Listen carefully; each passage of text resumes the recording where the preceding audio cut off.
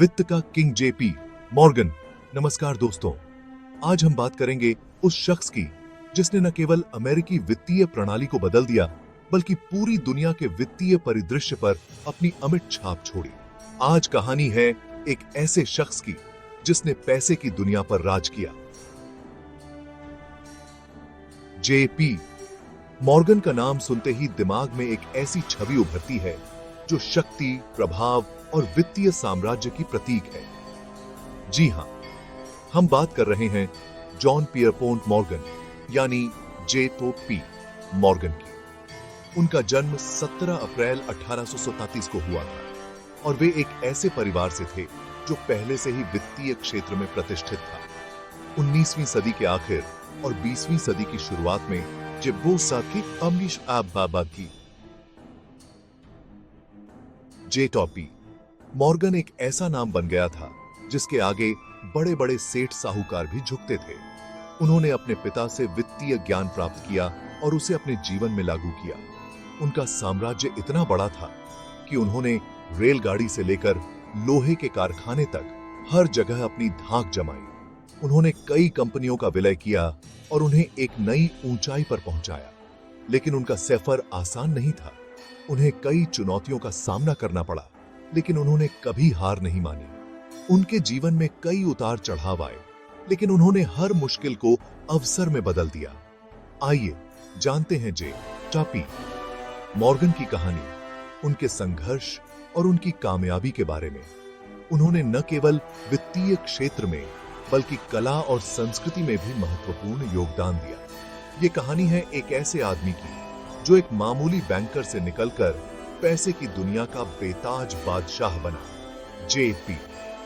Morgan ने अपने जीवन में कई महत्वपूर्ण निर्णय लिए जिनसे न केवल उनकी बल्कि पूरी दुनिया की वित्तीय प्रणाली प्रभावित हुई। उनके योगदान को कभी भुलाया नहीं जा सकता।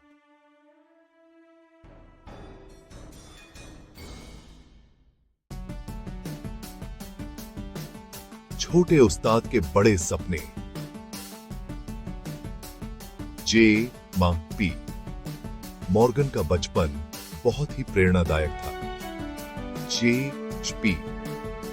मॉर्गन का जन्म 17 अप्रैल 1837 को अमेरिका के हार्टफोर्ड, कनेक्टिकट में हुआ था। उनके जन्म के समय अमेरिका एक तेजी से बदलते हुए समाज का हिस्सा था और हार्टफोर्ड एक महत्वपूर्ण व्यापारिक केंद्र था।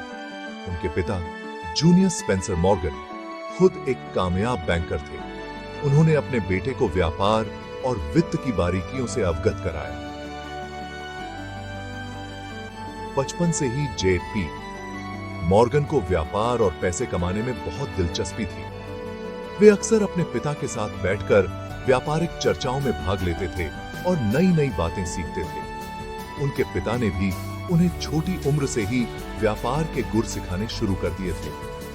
वे अपने बेटे को वित्तीय पुस्तकों के माध्यम से शिक्षा देते थे और व्यापारिक योजनाओं पर चर्चा करते थे।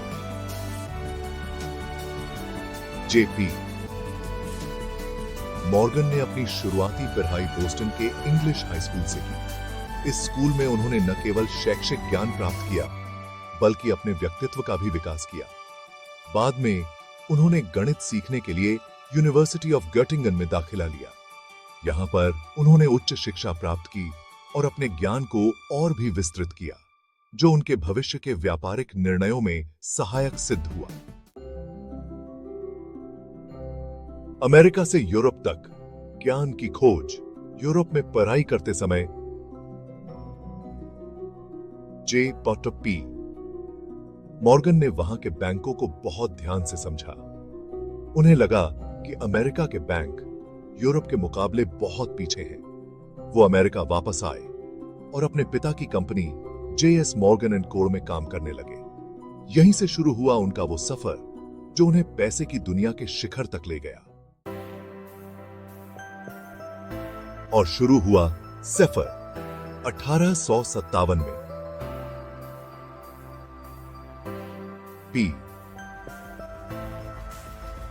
मॉर्गन ने न्यूयॉर्क शहर में डंकन शेयरमैन एंड कंपनी नामक एक बैंक में काम करना शुरू किया।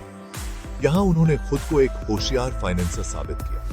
उन्होंने रेलवे कंपनियों में पैसा लगाना शुरू किया, जो उस समय एक नया और तेजी से बढ़ता हुआ धंधा था। इस तरह धीरे धीरे जेट और पी मॉर्गन ने पैसे वालों की दुनिया में अपनी जगह बनानी शुरू कर दी थी।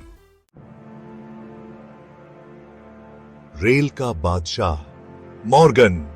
1860 के दशक तक जेपी मॉर्गन ने रेलवे के धंधे में अपना कब्जा जमा लिया था। उन्होंने कई छोटी छोटी रेलवे कंपनियों को मिलाकर बड़ी और अच्छी कंपनियां बनाई। उन्होंने न्यूयॉर्क सेंट्रल रेल रोड और पेंसिल्वेनिया रेल रोड जैसी बड़ी रेलवे कंपनियों को नया रूप दिया। इससे न सिर्फ रेलवे का काम मजबूत हुआ, बल्कि जेपी मॉर्गन का रुतबा भी बहुत बढ़ गया। क्या मैं चीफ की सी की लोहे का सौदागर। 1901 में जे और पी मॉर्गन ने एक ऐसा सौदा किया जो इतिहास के पन्नों में दर्ज हो गया। उन्होंने एंड्रयू कार्नेगी की कार्नेगी स्टील कंपनी को खरीदकर यूएस के स्टील कॉर्पोरेशन बनाई। यह उस समय दुनिया की सबसे बड़ी कंपनी थी। इस सौदे ने जेट और पी मॉर्गन को दुनिया के सबसे अमीर और सबसे ताकतवर लोगों में से एक बना दिया। मसीहा।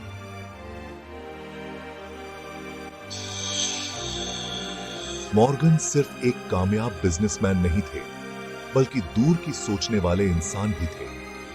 उन्होंने 1907 में जब अमेरिका में पैसों की तंगी आई, तो अर्थव्यवस्था को डूबने से बचाया।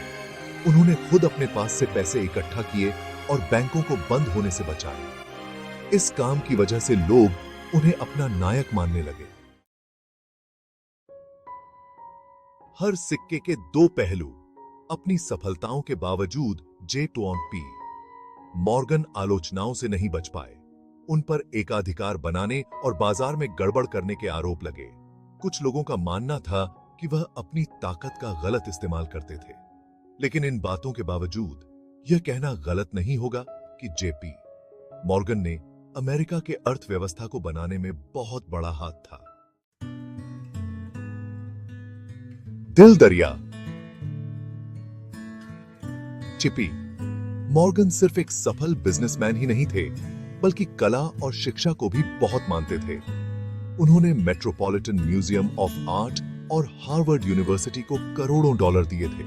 उन्होंने नायाब किताबों और कलाकृतियों का एक बहुत बड़ा संग्रह भी बनाया था, जिसे बाद में सबके देखने के लिए खोल दिया गया। अलविदा बादशाह।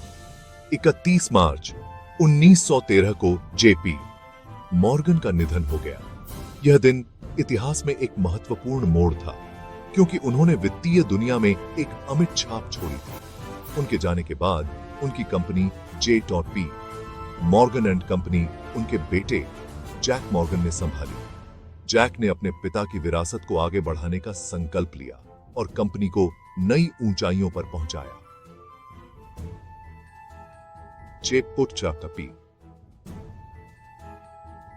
मॉर्गन ने अपने पीछे एक ऐसी विरासत छोड़ी जो आज भी पैसे की दुनिया को प्रेरित करती है। उनके द्वारा किए गए वित्तीय सुधार और निवेश आज भी उद्योग के मानक बने हुए हैं। उनका नाम हमेशा अमेरिका के उद्योग और वित्त के इतिहास में सुनहरे अक्षरों में लिखा जाएगा। उनकी उपलब्धियों और योगदानों को कभी भुलाया नहीं जा सकेगा। उनकी कहानी हमें सिखाती है कि कड़ी मेहनत, लगन और दूरदर्शिता से हम कुछ भी हासिल कर सकते हैं।